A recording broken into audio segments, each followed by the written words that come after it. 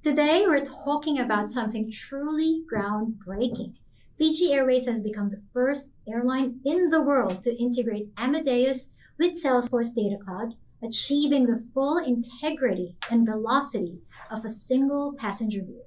It's a world first that redefines how airlines understand and serve their guests, from the moment someone dreams of a holiday in Fiji to long after the return home. And to share how it all came together, I'm joined by Kamal, Chief of Sales and Marketing of Fiji Airways, Jameel, who led the digital transformation on the ground, and Robin, my business partner at Xenai Digital, who helped architect and implement the end-to-end integration. Thank you so much for being here today, everyone. Let's start with you, Kamal.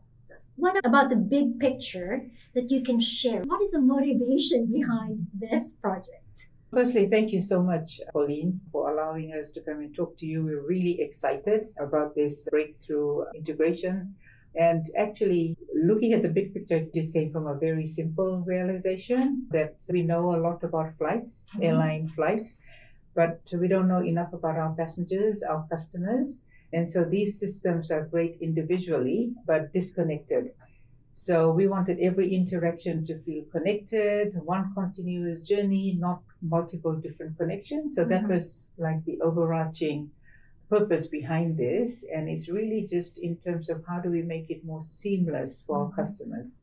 So it's less about the technology, but more about really seeing passengers as people, as your customers, as the travelers, not P&Rs. Absolutely. Jameel? Yeah, exactly. Our goal was to make the unknown traveler known, to recognize and serve them consistently before they even book, while they fly, and even long after they've landed. To do that, we need to connect worlds that had never spoken before. Yeah. Robin, from your perspective. Yeah, I think Fiji Airways, they started their journey at the start of COVID. And it was actually before COVID that we said we wanted to do the Salesforce journey. And then COVID hit. But it was actually the perfect time for an airline to really bed down their technology stack. And they've taken a very strategic approach to technology that we see is quite rare, where they've said we've got Amadeus as our strategic partner and Salesforce. If we can build a single customer view between those two, then that's going to allow us to provide better experiences. So I'm really proud to be working with you. I think it's amazing what you've done. So are we. Yeah, so Fiji, you guys had the courage to say you're not waiting for the industry to catch up with you. You'll build it yourself. There's always a lot of nervousness when you're the first to do it. There are no success stories to lean on. But, that kind of clarity and conviction is really rare. And I'm really happy we're sitting here and celebrating that. Let's talk about the technical breakthrough. Amadeus is the lifeblood of every airline in the world. Bookings, tickets, history, loyalty, but it's always been a silo. How did you bridge it with Salesforce and Data Cloud? Quite remarkable when you think what we've achieved. Fiji Airways is just such a small airline when you compare to all the other bigger airlines, so we're absolutely very proud of that. And I think for us as well, it's really how do we rethink in terms of how do we manage passenger data. Like we've said, Amadeus was built for flights, but not for relationships. And so we wanted Salesforce to be our engagement layer to actually connect all of the three together. So that's what we've done. How do we actually connect all the three silos and create a unified model? Yeah. Let's talk about technical breakthrough. Once we connected it, we could finally see the full passenger story. Not just the booking, but the lifetime relationship, customer lifetime value. Very, very important for us to sort of understand that as well. What upgrades they choose, what feedback they've given us. These are very important sort of things we needed to look into. That's extremely powerful. That's really what the magic is all about. Can you show us behind the curtain in terms of the architecture side? Yeah, the architecture is actually very simple because they're using a product with Amadeus called Data as a Service, and that sits on Snowflake, and Salesforce Data Cloud has a zero copy connected to Snowflake. So it's really just a connection that we do. We ingest the data, and then we've got all of that passenger data. The key thing that Salesforce Data Cloud then does is unify that customer between our existing CRM data. So what we already have is subscribers like Bullemel subscribers, Tambua Club subscribers, Tambua members. We've got the cases, the customer service cases that come in. So we already have some customer data, but we just mesh that with the Amadeus data, and then we've got a single view across their actual passenger booking as well as their customer relationship management. So it's really beautiful, and it's so simple. We didn't have to do a complex integration. Adding on to that is going to be so much easier than if we'd done a big IT project around it. So what makes this so unique? A lot of airlines from decades ago would have done an Amadeus Salesforce integration. This is different because this is data cloud. What makes it so unique? Yeah, well, it leverages Amadeus's Traveler DNA solution, which is kind of a CDP within Amadeus. So that gives every passenger a passenger ID. So that is already centralized on their side. We've brought that across. If you did it the old way, we would have been working with Amadeus APIs, and it's just a bit of a nightmare. We've been there, done that. It's possible, but it's very difficult to do because the data structure can be difficult to work with. So I know a lot of airlines have done that. They've done the heavy lifting, pulled that data into a data warehouse and surfaced it in CRM. But it's a lot of work. Like, that's a lot of money spent on just that integration. So the way we've done it is very extensible. It's very native. There's no custom code or anything like that in the solution. So it's very future-proofed. And this has also put them ahead as far as the velocity of bringing in data for all the campaigns that they need. Is that right? Absolutely, yeah. They can just start immediately. So it's really unlocked a lot of use cases that we just didn't have before. We were talking about it this morning. It's if I know a customer is a VFR, a visiting friends and relatives, so they're a Fijian that's coming home, how can we change the website experience because we know that? And before, we didn't know that. We couldn't tell in Salesforce if they're VFR. So now we can tell that. We can actually personalize the front-end website or send them emails or offers that are specific to them. And it allows us to increase the conversion rates on sales and marketing. It gives the passenger a better experience because they don't have to look at things that aren't relevant. They get exactly what they need. So it's just about providing a better experience. I love the sound of all of that, especially from a sales and marketing perspective. It's just in terms of the opportunity it'll open up. So amazing. Yeah. The power that you have because you're really leveraging the data, the history, the richness of it. Everyone keeps saying that data is a new oil, but they're not really leveraging it in their business, but you guys are. Yeah. It's amazing. Let's talk about what has changed for your teams in the business. What have you seen as business benefit? I could probably speak from the concept of personalization itself.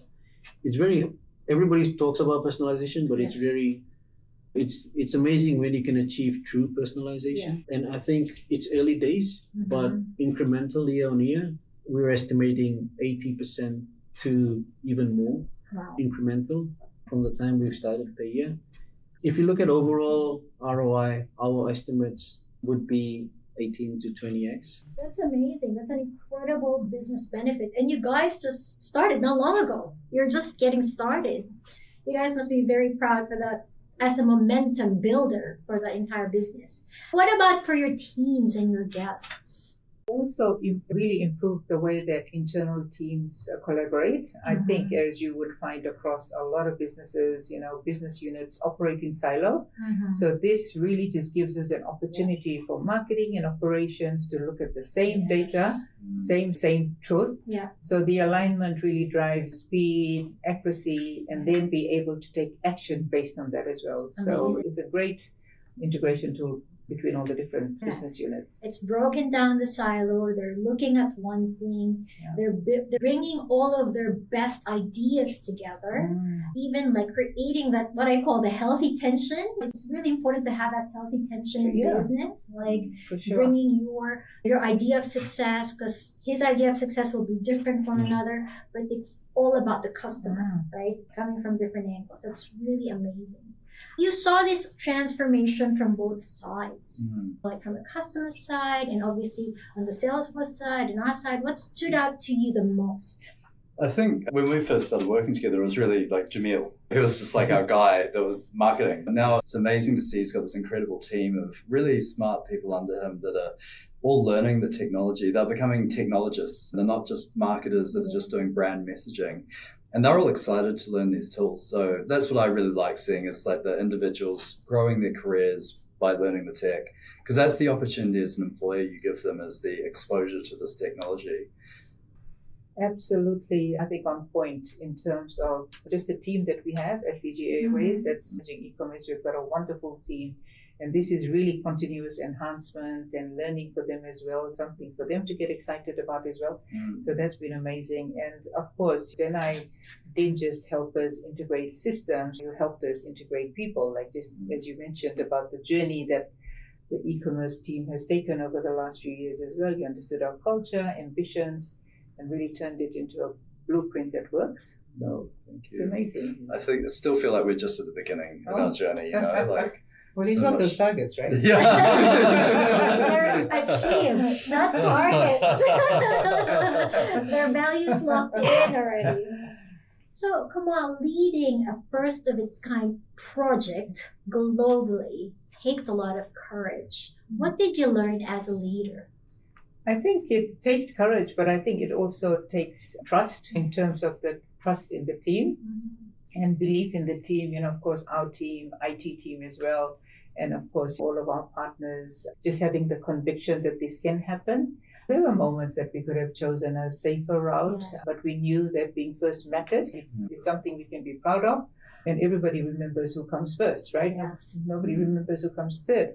And we're lucky to have partners like, Xenai, who've invested in the outcomes as we are. That's amazing. That's amazing.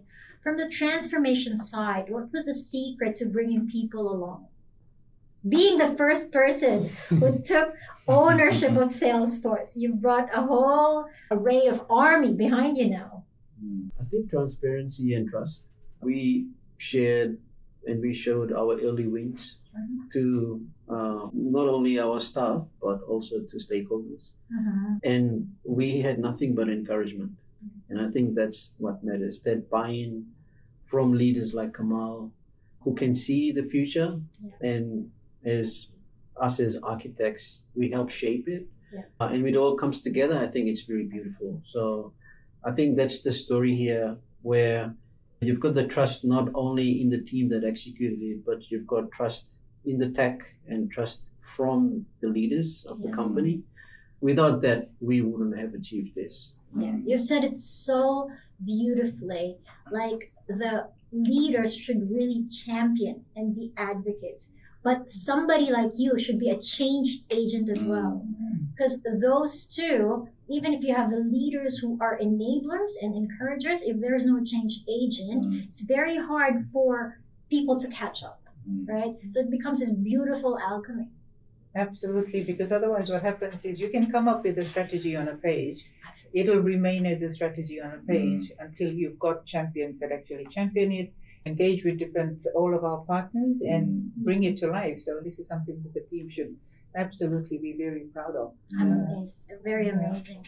Robin, from your perspective, what's the biggest takeaway? What was really so unique and different with Fiji Airways? We've worked with other airlines and big airlines as well. And I think the thing I noticed about Fiji Airways is you do the same as those airlines do, because you're a global premium airline, but you have 100th of the size of the team. When we work with other airlines, they have like teams upon teams all doing different bits and pieces, and there's like millions of people there, and they have different regional teams as well. Like there's a marketing team for every region. You guys have one marketing team and you just do the whole globe. That's what I found the most impressive. I couldn't believe it. I was like, surely it's not possible that you do that. And I think that's really awesome. And now to go in a technology direction where you should be empowered to do more with less. You're starting with less and you're already kind of nimble and agile. I think you're going to be able to compete with the big airlines very easily, because they're doing the same tech, but they're slower with tech than you are, because they've got more constraints and more stuff going on. So I actually think you can leapfrog your competitors very quickly. You mentioned that you're a small airline, and I've heard your team say that. I think that's your strength, just following up on what Robin said, because you have the speed and agility to be able to really get rid of silos and bring people together. Yeah, I think absolutely. I think especially agility, because you're able to come up with a concept and execute really quickly, because you're not having to go through from one approval to another another approval to another department. So, Yeah. yeah, I mean, we're small, but there's definitely benefits. And of course, look at all the remarkable things that we do with such a small team as well. Yeah, and AI is really going to level the playing field because it's no longer about your size. It's about how fast you go and how fast you learn, how fast you adapt. And I think in this race, you guys are ahead already. But what's next? What's next? So exciting. So we're focusing on hyper-personalization with the foundation that we've built. We want to anticipate passenger needs from trip inspiration to loyalty recognition. So loyalty recognition is because we're a full member of One World. So we take part in all of the One World recognition tiers in terms of for rewards. So these kind of things would enable us to be able to pick out if somebody's a platinum member or gold member and what are some of the benefits that they get. So it's all about hyper-personalization in terms of being able to treat each and every customer differently. Yeah. You guys have seen tremendous, amazing results already, but it's exciting and mind-blowing to think you're still just at the beginning. There's so much more that you guys can do, and that's really extraordinary. Kamal, Jameel, and Robin, thank you for sharing your incredible journey. Fiji Airways has proven that innovation isn't about size or geography. It's about courage, clarity, and collaboration. To everyone listening, may this story remind you that transformation begins the moment that you decide that your customer is the king. Thank you.